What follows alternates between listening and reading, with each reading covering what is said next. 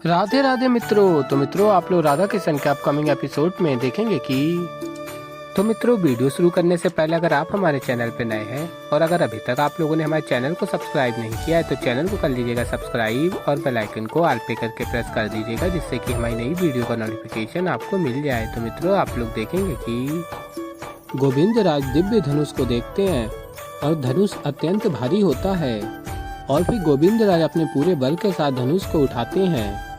उस दिव्य धनुष को पूरी तरह से फिर भी नहीं उठा पाते और पुनः उसे उसी के स्थान पर रख देते हैं वापस और कहते हैं, श्रीनिवास के पास ये कहाँ से आया?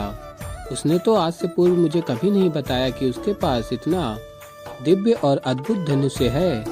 ये तो देखने में ही इतना मूल्यवान लग रहा है। और तभी इसके रक्षक कहते हैं, अमूल्य है ये, संभाल के ले जाना इसे श्रीनिवास के पास।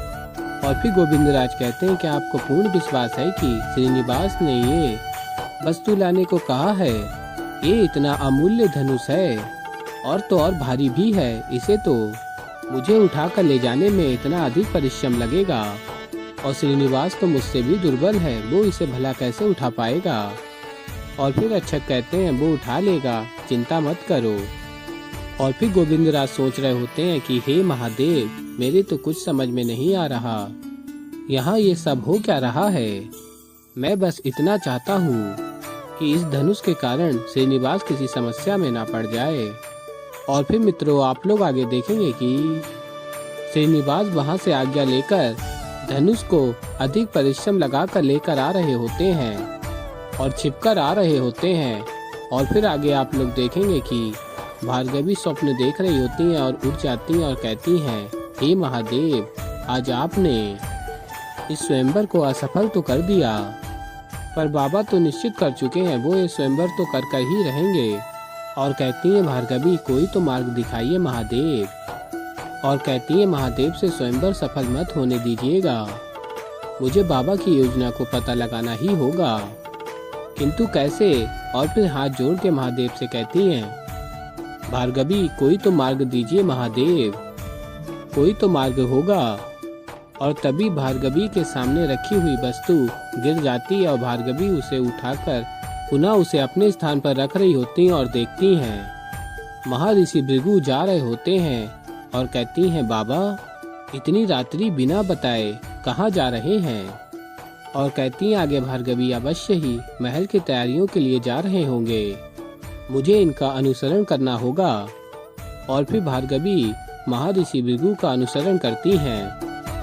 और फिर मित्रों, आप लोग आगे देखेंगे कि राजकुमार बासु राजकुमारी पद्मावती से कहता है, कल तुम्हारे स्वयंवर का अंतिम दिवस है और मैं तुम्हारे स्वयंवर के अंतिम दिवस पर चाहता हूँ कि मैं भार्गवी को भी आमंत्रित करूँ। उसे भी तो तुम्हारा विवाह देखना चाहिए ना, क्योंकि उसने भी तो अपने सखी के विवाह में तुम्हें आमंत्रित किया है।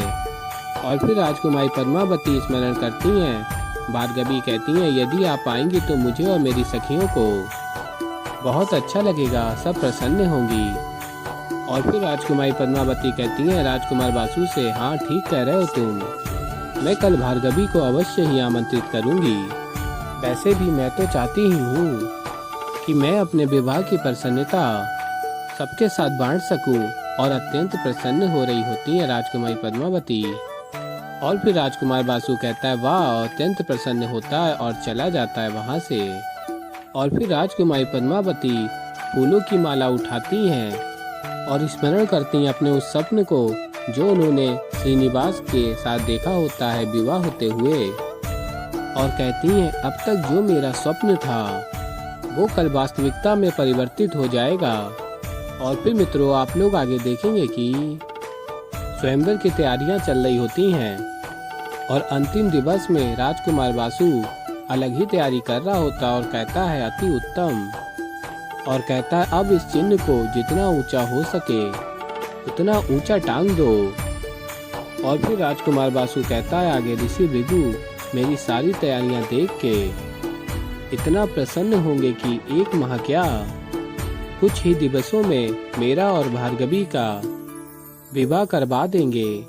और फिर आगे आप लोग देखेंगे महर्षि भृगु भी आ रहे होते हैं और देखते हैं सभी तैयारियों को। और फिर राजकुमार बासु कहता है, आपने यहाँ आने का कष्ट क्यों किया? मैं हूँ ना यहाँ, सब कुछ वैसा ही हो रहा है जैसा आप चाहते थे। और भार्गवी भी अनुसरण कर रही होती है महर्षि भृगु का और देखती हैं और कहती हैं, स्वयंवर की कसौटी तो नृत्य की थी, फिर ये सब क्या हो रहा है? और छिपके देख रही होती हैं सभी कुछ भार्गवी। और फिर राजकुमार बासु महर्षि भृगु से कहता है, अर्जुन का उदाहरण दे रहा था ना श्रीनिवास, जब उसने आपके चुने हुए राजकुमारों को अस्वीकार किया था।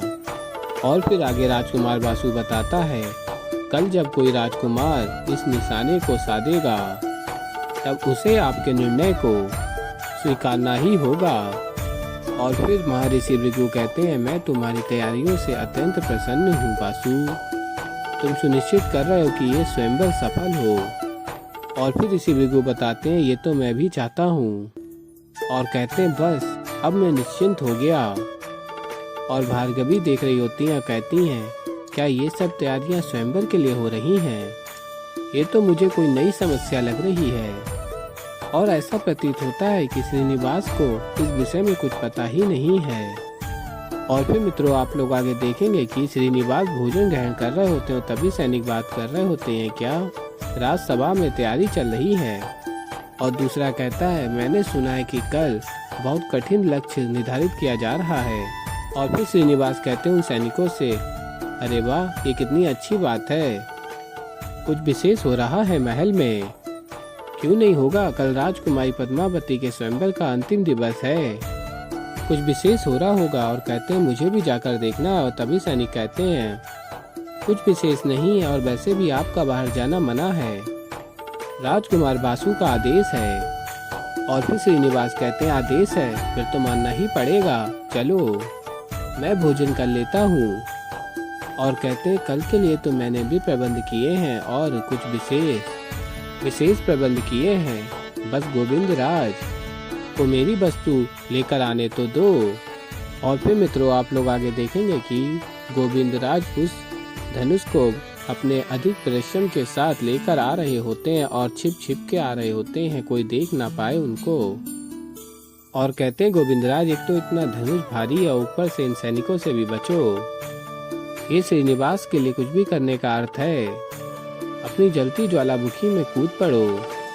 और फिर महर्षि भृगु कहते हैं, राजकुमार बासु से मुझे लगता है कि कुछ लक्ष्य निर्धारित करके हमने बहुत अच्छा किया, जो भी लक्ष्य को साधेगा राजकुमारी के लिए श्रेष्ठ वर होगा। तो ऐसे ही मित्रों, आगे और भी बहुत कुछ देखेंगे। तो अभी के लिए इतना ही, और मैं मिलता हूँ एक नई वीडियो के साथ। तो तब तक के लिए राधे राधे।